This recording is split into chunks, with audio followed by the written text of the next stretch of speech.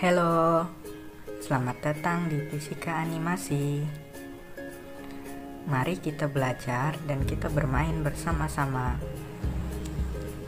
Fisika Animasi hadir untuk menciptakan suasana pembelajaran yang baru dan berbeda.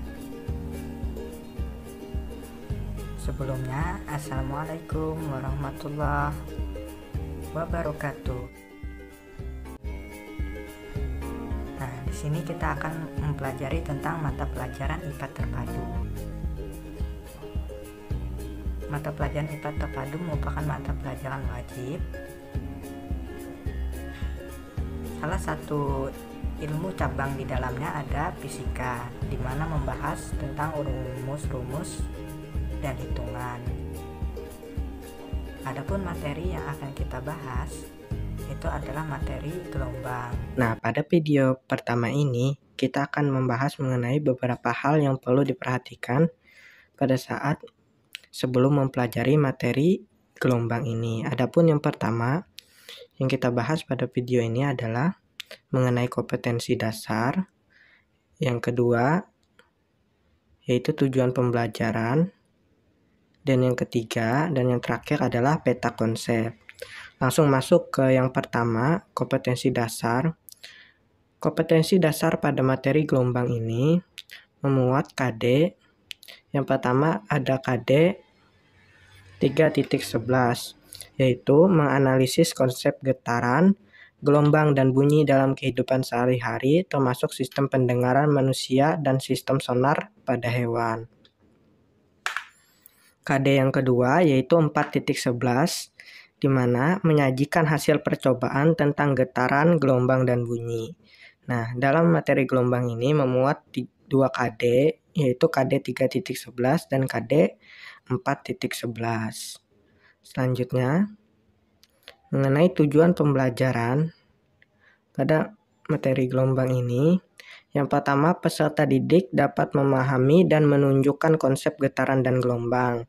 Nah, diharapkan ketika sudah mempelajari materi dari gelombang ini, peserta didik ini mampu memahami, menunjukkan, dan mampu menjelaskan dari konsep getaran dan gelombang. Karena getaran dan gelombang ini satu kesatuan yang tidak bisa dilepaskan. Karena gelombang erat kaitannya dengan getaran, dan getaran ini juga berkaitan erat dengan gelombang. Yang kedua ada peserta didik dapat membedakan antara jenis-jenis gelombang. Nah, diharapkan setelah mempelajari materi gelombang ini, peserta didik ini mampu membedakan antara jenis-jenis gelombang. Nah, gelombang itu terbagi menjadi beberapa jenis. Nah, diharapkan setelah mempelajari materi ini, siswa dapat membedakan gelombang tersebut sesuai dengan kriteria dan jenisnya masing-masing. Karena setiap jenis gelombang tersebut memiliki ciri-cirinya tersendiri. Dan yang terakhir, tujuan pembelajarannya adalah peserta didik dapat mencari nilai besaran yang terdapat pada getaran dan gelombang. Nah, diharapkan melalui pembelajaran ini, peserta didik mampu mencari dan menghitung nilai pada besaran-besaran yang terdapat pada getaran dan gelombang. Karena di dalam getaran dan gelombang ini terdapat besaran-besaran yang nilainya itu dapat dicari melalui perhitungan.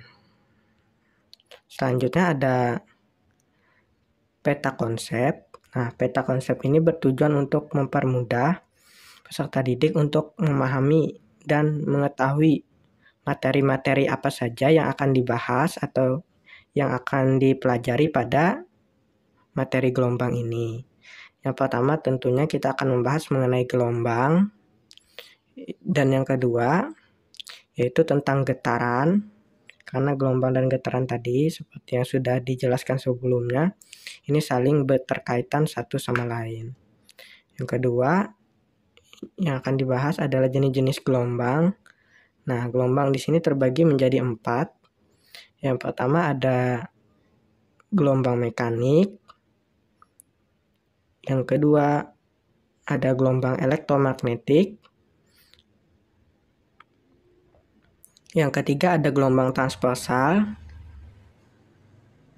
Dan yang terakhir ada gelombang longitudinal. Nah, diharapkan melalui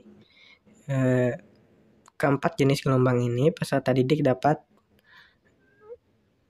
membedakannya dan dapat memahami konsep dari jenis-jenis gelombang tersebut. Selanjutnya ada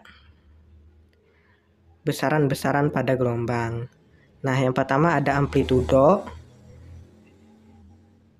Yang kedua ada cepat rambat gelombang.